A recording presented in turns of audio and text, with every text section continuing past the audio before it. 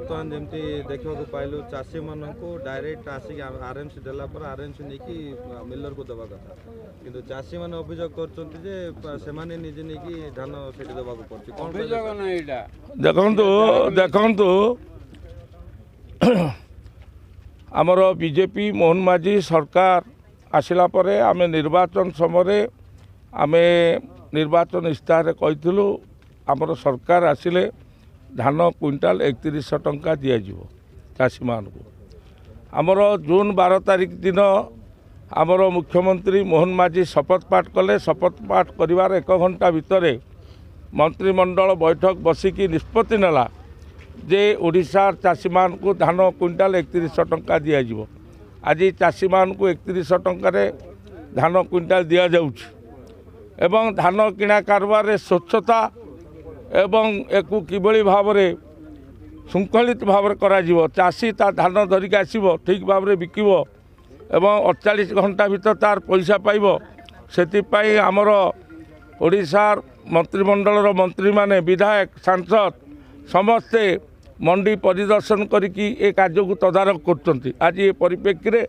मु आज आसीतिली जयपुर आरएमसी मंडी को देखिली बुलिली ठीक ठाक सब चली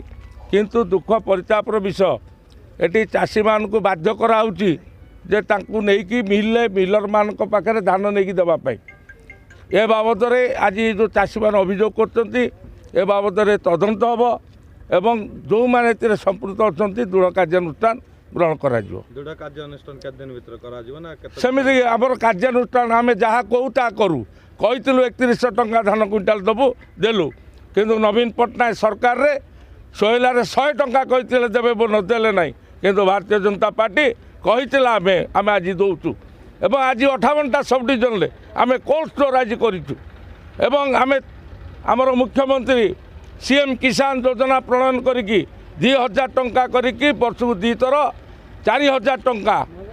नुआ खाई दिन 46 लाख चाषी की प्रदान करचंती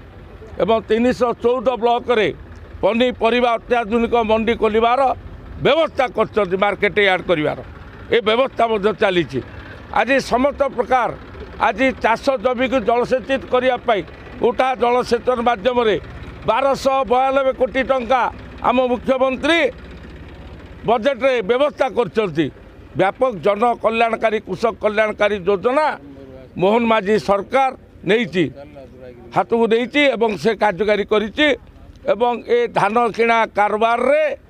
जो माने बाधा सृष्टि करिवे जो माने दुर्नीति करिवे जो माने चाषी की शोषण करिवे सेमानक विरुद्ध रे दृष्टांतमूलक दृढ़ कार्यानुष्ठान ग्रहण करा जिवो कार की छड़ा जिवो नाही।